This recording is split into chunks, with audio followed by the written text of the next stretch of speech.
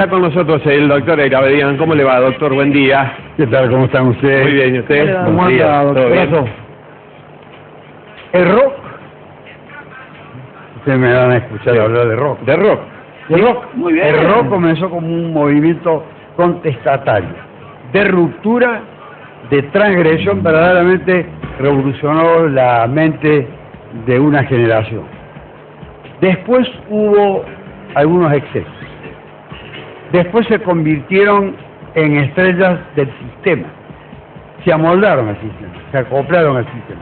Apareció el rock barrial, diríamos, también, como una vertiente, si se quiere, de expresión, aunque tiene muchas connotaciones populistas, pero enfocado a cosas más aparentemente trascendentes, sentimientos, amor, fidelidad, los valores del barrio, etc. Eso era la onda que curtía Callejeros, que no había salido de su gueto social, de su gueto cultural, de su gueto humano. Pero iba a protagonizar, desgraciadamente, no por voluntad propia, por una concatenación de factores, una de las tragedias más grandes de la historia argentina. Y vamos a entrar al tema jurídico. Perdió su jefatura el jefe de gobierno de la ciudad de Buenos Aires, Aníbal Ibarra. Fueron condenados comisarios, empresarios, el que explotaba el negocio, los funcionarios de Contralor y Fiscalización del gobierno de la ciudad de Buenos Aires, el representante del grupo. Todo ello, al parecer, está bien justificado en un caso la exclusión política solamente, sin consecuencias jurídicas, del jefe de gobierno, y lo demás con responsabilidades que los tribunales en sus sucesivas intervenciones fueron acreditadas. Entre las víctimas se encuentran familiares de los músicos, es decir, del grupo Callejero. Este dato ya de por sí excluye, a mi entender, definitivamente cualquier discusión de atribuirles alguna naturaleza dolosa, intencional a la actividad de los músicos. Sean o no sean estos conocedores de lo que había ocurrido antes, de la morosidad o de la negligencia o de la superficialidad de parte de los funcionarios, de ciertas connivencias, etc. No sé si lo conocía, quizá alguno lo conocía. Y así al parecer era indicado originariamente en los primeros pronunciamientos, que fueron los que generaron la mayor reacción de parte de los familiares de la víctima. Cuyo dolor uno lo comparte, evidentemente. Era gente identificada con este grupo, absolutamente identificada. Pero no olvidemos este dato: entre las víctimas están familiares de los mismos. ¿Alguien puede pensar que esta gente haya tenido una representación siquiera de que podía sobrevenir la muerte de sus familiares? Eso excluye el dolo. Hasta ahora la justicia se ha resistido en cada uno de sus pronunciamientos a que se trate de un estrago, un incendio doloso. Doloso quiere decir intencional. Y esto trae aparejado una pena enorme. Tanto así que originalmente la que le hubiera correspondido a Chabán era la de 20 años. Chabán, el empresario, un viejo conocedor del mundo del espectáculo. No viejo por la edad, viejo en el sentido de experiencia. Sí. 20 años. Bueno, final de este capítulo. Entremos al capítulo de la responsabilidad por negligencia. Algunos de los músicos, uno de ellos, por ejemplo, ha dicho que antes de ir a la prisión sería capaz de suicidarse. Tanta era la manifestación de dolor que él había experimentado. Finalmente fue a la prisión. Lo habían condenado a una pena en suspenso de 2 años, se lo aumentaron a 5. Aquí tenemos una represión agudizada de la justicia, casi diría absurda, las penas que le han impuesto a los médicos, a los músicos. Yo dejo de lado la consideración de todos los otros y me ciño exclusivamente al tema de los músicos. Y de los músicos hay que hacer distinciones entre, olvidémonos de uno de ellos que tuvo una trágica experiencia con su mujer, porque eso no tiene nada que ver con el hecho. Olvidémonos de Vázquez, que es en definitiva de quien estoy hablando. Que mató a su mujer. Mató a su esposa. Pero lo dejo de lado porque se trata de un episodio ajeno a este que merece hoy esta reflexión. Entonces, si hubo algún tipo de responsabilidad de los músicos, a mí me parece que puede estar ceñida a la figura del grupo. Los demás no parecen tener ningún tipo. He leído la sentencia, muy floja. La sentencia de la casación, muy floja.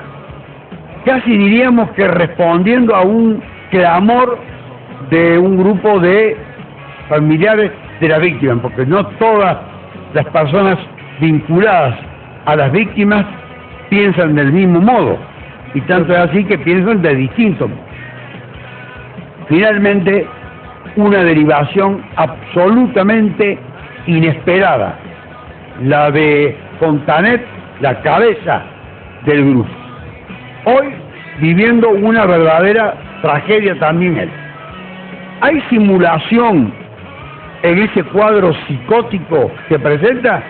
Todo parece indicar que no, porque ya venía con serios trastornos antes de que la justicia lo condenara a una pena efectiva y lo enviara a prisión, es decir, pretendiera enviarlo a prisión como le ha ocurrido al resto del grupo.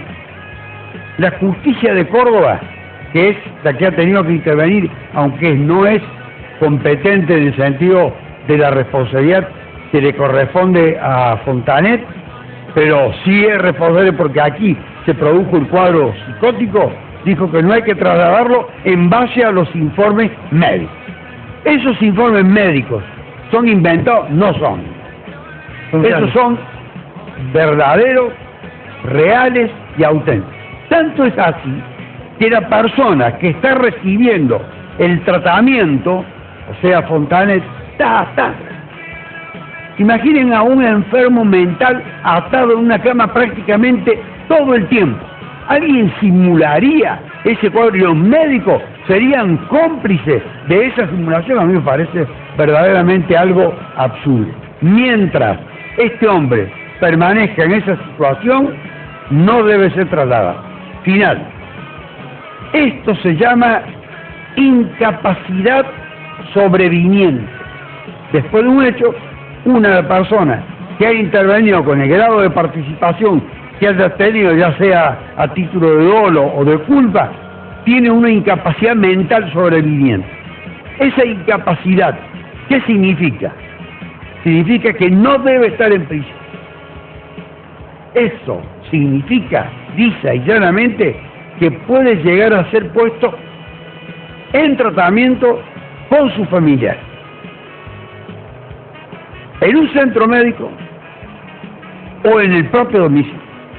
Hasta eso, mientras subsiste el cuadro de la incapacidad sobreviviente, porque esta puede desaparecer. ¿Cuál es el pronóstico sobre ese hombre? Bueno, yo no soy psiquiatra.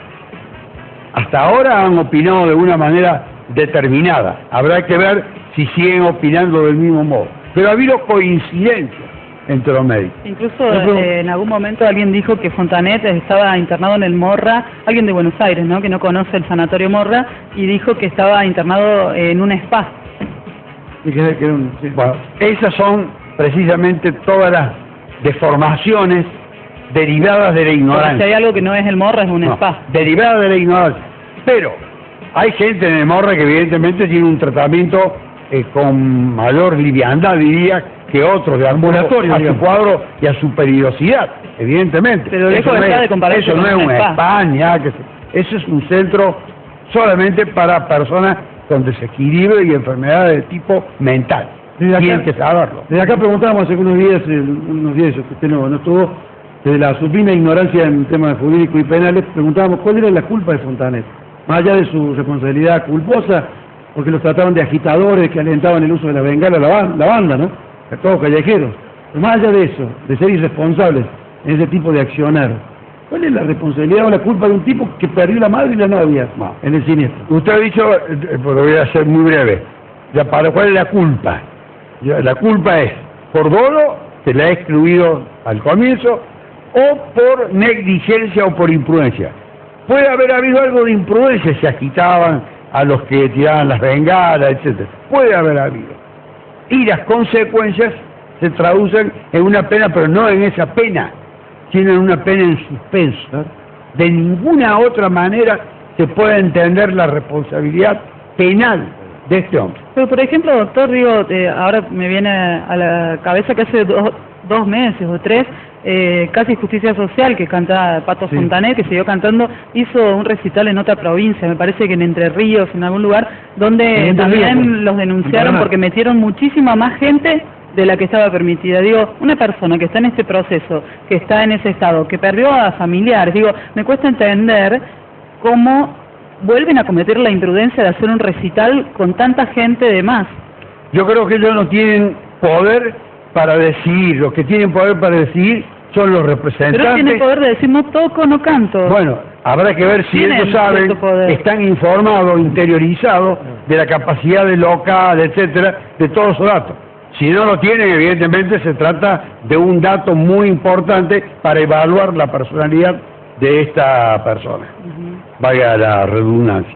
Ahora va a ser, porque le han negado el último recurso, ir ante la Corte. Y la Corte tiene que resolver si le concede o no le concede un recurso extraordinario, pero previamente tiene que resolver la queja por la denegatoria. De manera tal que este es un proceso que está todavía abierto. Pero el final para estos muchachos hoy se presenta como muy difícil. Muchas gracias, doctor. Muy amable.